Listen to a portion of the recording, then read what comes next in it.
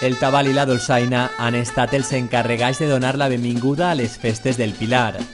Unes festes que començaven amb la primera de les cercaviles. El president de la claveria, acompanyat dels estendards, iniciava el camí per replegar a la resta de festers. Primer al president infantil i després a les seues festeres. Un passacarrer que acabava al mercat municipal. Així els esperaven les autoritats i els altres protagonistes de la jornada, la Guàrdia Civil de la Pobla, que feia el seu primer homenatge en el dia de la seua patrona. Amb tots a punt, moment de prendre el carrer del Pilar per fer l'ofrena a la Verge. Una ofrena on participen veïns del carrer i festeres d'altres claveries. També regidors de l'Ajuntament i l'alcaldessa de la Pobla. Tots a l'escenari per fer entrega de les flors al president de la claveria i deixar-les als peus de la imatge. Entre els participants, molts veïns del carrer que asseguren que este és sempre un dia important per a ells. La vivim amb molta alegria perquè això lleva d'anys i estem molt contents que hi siguisca.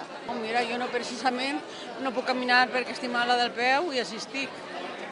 Sí, muy importante para nosotros.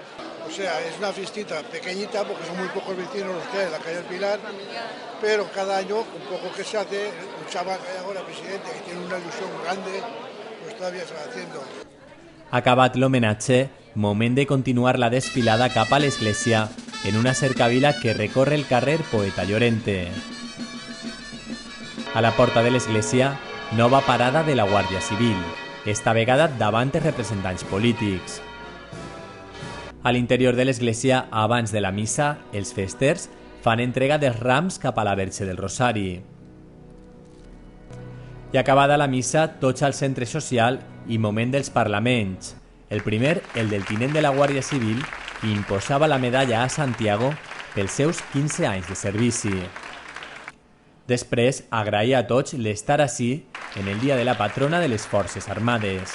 Quiero comenzar mis palabras agradeciendo a nuestras autoridades su presencia en este día en que los guardias civiles de toda España celebramos la festividad de nuestra patrona, la Virgen del Pilar. També ho feien l'alcalde de Sant Antonio de Benajever i el regidor de Seguretat de l'Eliana, amb qui la Pobla comparteix caserna. Després, l'alcaldessa Mari Carmen Contelles, que destacava la voluntat dels veïns del carrer del Pilar per mantindre la festa. Enhorabuena a todos y cada uno de los vecinos de la calle, a la festera mayor, a la festera infantil y al presidente que han hecho posible un año más que la fiesta de la calle del Pilar luciera. Tot en un acte que aconseguia omplir l'auditori del centre social en el dia de la Verge del Pilar.